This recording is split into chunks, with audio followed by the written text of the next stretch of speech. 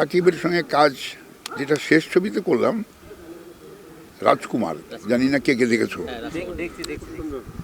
রাজকুমার করার পরে আমার যা মানে কি বলবো, এরকম বোধহয় কমপ্লিমেন্ট আমি পাইনি।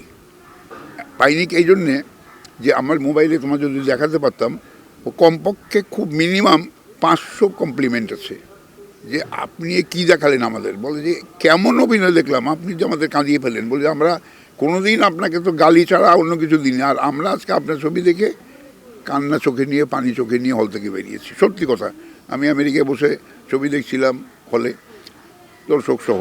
সেই দর্শকরা যখন বেরোলো আমাকে দাঁড় করেছে, বলে শরীফ আমাদের কথা আছে। আমি বলেন। বলে যে আচ্ছা, একটা জিনিস আমি অবাক হলাম আমরা, যে সারা জীবন আপনাকে আমরা ছবির মধ্যে অনেক বকাবকি করছি। তো আমি বললাম ভাই ওইটাও তো কমপ্লিমেন্ট। আমি যে চরিত্র করি সেইটা আপনাদের মনে আঘাত লাগে বলেই না আমাকে গালিগালাজ করেন, তো ওইটা তো কমপ্লিমেন্ট, আমি তো কিছু মনে করি না। বলে না, তা না, আজকে যা দেখলাম এটা দেখে তো তার রিভার্স। আজকে তো আপনি আমাদের চোখে পানি এনে দিলেন, আমরা সবাই কেঁদে ফেলেছি। আপনার দেশপ্রেমের যে ঘটনাটুকু আপনি যেভাবে দেখিয়েছেন, আমাদের সবার চোখে পানি। কেউ একটা লোক পানি ছাড়া আপনি দেখতে পারবেন না। সবাই যদি স্বীকার করে বলবে যে হ্যাঁ, সুরভি আমাদের চোখে পানি এনে দিয়েছে। তো এটা কিন্তু একটি শিল্পীর জন্য অনেক বড় পাওয়া।